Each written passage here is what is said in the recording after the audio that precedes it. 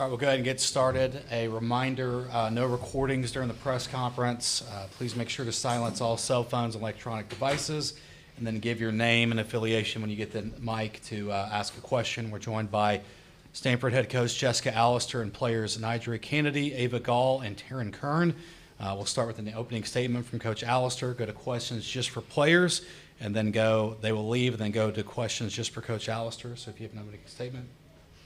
Yeah, just really, really proud of the entire group and really proud of these women sitting to my right. It was an excellent game of softball. Great 7 innings. I thought Nyjah was absolutely phenomenal. And then obviously Ava and Taryn putting good swings on good pitches. And coming back from a deficit, getting the 3rd run was really, really important. And really bouncing back after having a tough series against UCLA at our place in the regular season and coming out and competing the way we competed today. That's a good team, and I couldn't be prouder of the way we competed today. So just really proud. All right, questions for players? Okay, we go front row left. Brady Vernon, Softball America. Taryn, being here is probably one of the many reasons you came to Stanford, but coming through in that moment, what did it mean to you? I mean, I feel like that's one of your dreams as a little kid, to play at the World Series, to come up in a big moment for your team, help out Nyjah, help out my girls. So it was awesome. More questions for players? Okay, we go back front row left again. Nyjah, just for them to come back, get those 2 runs after Grant's home run, what did that do for your confidence and momentum in the circle? Yeah, I knew we were going to score, so my job there was just to try to keep it at 1 run and just get my team back in the dugout so we could score more runs, and we did. Okay, we'll go front row right to Jenny. I'm hoping all of you can talk about this. The last time that 2 Pac-12 softball teams are going to play each other was tonight. For you guys to have staged a game, as Coach said, that was quality, excellent, both sides of offense and defense. What does it mean to have been part of basically the last and this historic moment? Taryn, do you want to start and then kind of come down the row? Sure. It's awesome. You know, it's sad to see the Pac-12 kind of dissipating, but it's exciting to be part of history. Even hosting the tournament at Stanford was really awesome. Kind of a sentimental moment for the Pac-12. Yeah, I agree with Taryn. Growing up, playing for the Pac-12 was always a dream. So being a part of it, even though it was for 1 season, it was just super special. And then now that we were in, I think it's the quarterfinals, 2 Pac-12 teams playing against each other, I think it's special. There's a really close game, shows how powerful this conference really was. Yeah, just piggybacking off of these 2, I think it was, I think what made it even more special was just it being a really good game on both sides, just to show, again, like the power that Pac-12 softball has. And it was really cool for it to be a really good game.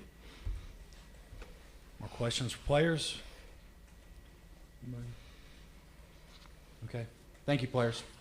Thanks.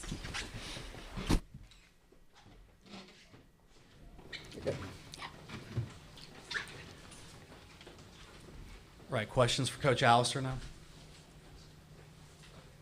Okay, we'll go front row left. I guess, was there any shock for you when they pulled Terry, or just how you felt against both matchups against Terry and Tinsley? Was there shock? No. I think they've been splitting games for a while now, and we had a feeling that we're going to see both pitchers at some point in time. So I thought we were squaring the ball up pretty well. I think maybe 4 hitters in a row got good barrel to the ball. So we knew there would be a change, and felt that it was probably coming. Stay front row left, Tim. Tim Willard, Mercury News. Hey, Coach, talk a little bit about, they'd won like 7 straight, and I know they won 3 straight from you this season. How important was it to get that win tonight against them? Yeah. It was really important, and we had that conversation in the pregame meeting of, we just got to compete in the moment. And our series against UCLA during the regular season was, it was kind of a turning point in our season where we didn't play the way that we wanted to play, and felt like we got punched in the gut a little bit and started to have to crawl our way back from there. So I think that as far as how the season goes, like that was probably the low point of our season. And we didn't walk away from that weekend feeling like we had, given it our best. So I think being able to come back and have another opportunity and to play a much better game, there's satisfaction in winning any game in Oklahoma City, but it feels good to come out and play a better game. All right, go front row right to Jenny. Jessica, I wanted to ask you what I asked the players about this last Yeah. Pac v Pac matchup, to be part of that. What is that? You have obviously a long history with the conference. What does it mean to you to have been a part of that? Yeah, it's sad, and it's just sad because, it has been the greatest softball conference in the country. And when you look at the history of the conference and even the president of the conference, it's just not even really that close. And to not have UCLA on the schedule next year and to not have Oregon and Washington and Cal on this, well, Cal will be on our schedule. That's great. That's, you wish it was a little bit different, but at the same time, like, we're choosing to lean into, what the future looks like. And, I think college athletics, things are going to continue to change. So we're excited about playing in the ACC. We're excited about the new rivalries that'll emit there, but, bittersweet for sure. I know you just walked off the field, but Texas looming tomorrow. Can you just talk a little bit about that matchup and what you've seen, even in a little advanced scouting of them? Well, this will be the fourth time we've played them in 4 different weekends, so I feel like our scout's pretty good. I think we got it. We'll save Coach Nyberg a little bit of time. Yeah, they're good. They're good in all 3 phases of the game. They can pitch, they can hit, they can defend. They've got a really deep pitching staff with a lot of different looks. They've put together a really deep competitive ball club. So there's a reason that they were the overall #1 seed, and we're going to have to play good softball tomorrow. Any more questions? Go front row left. For Nyjah to do what she did tonight, but also just constantly have that energy, even maybe more than she's ever had, how does she continue to do that and just be so special that she is? She's incredibly competitive.